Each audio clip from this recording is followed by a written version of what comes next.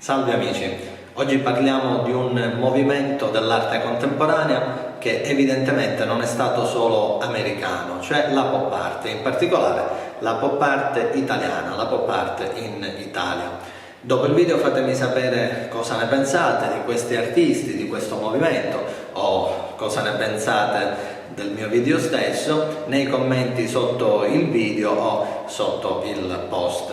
Dunque, la pop art sbarca, potremmo dire così, dagli Stati Uniti all'Italia negli anni 60. In Italia non si tratta comunque di un movimento organizzato, di un movimento organico, si tratta di una sorta di temperie culturale ed estetica che caratterizza l'attività di alcuni artisti italiani, in particolare di ambito romano. Tra i protagonisti della pop art in Italia sicuramente il più famoso è Mario Schifano, un artista che ha raggiunto un grande successo anche commerciale, che ancora oggi ha quotazioni molto alte o comunque un mercato molto vitale. Ma a questa temperie artistica non si ricollega alla sola figura di Schifano, bensì anche altri artisti quali Mario Ceroli o ad esempio Pino Pascali, Mimmo Rotella e altri, ognuno con le proprie specificità. Mimmo Rotella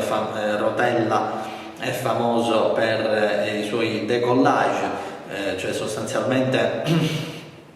dei manifesti pubblicitari, egli lavorava su un manifesti pubblicitario su altre immagini già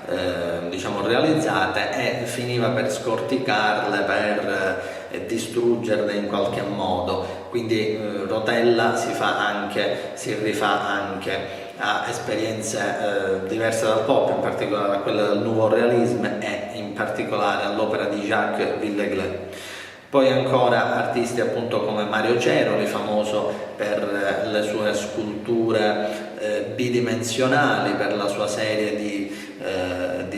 figurine umane bidimensionali, tutte uguali, quindi in lui vi è anche qualcosa di metafisico, qualcosa di esistenzialista, ma si rifà anche appunto a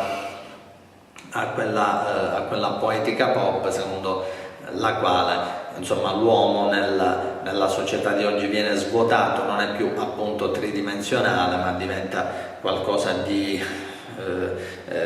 diciamo di sottile, non è più a tre dimensioni, è qualcosa di simile, ecco, all'immagine, a un'immagine stampata, non ha perso, ecco, la sua umanità. E poi ancora appunto va citato Pino Pascali, ma soprattutto, come ho detto all'inizio, il protagonista più famoso è Mario Schifano.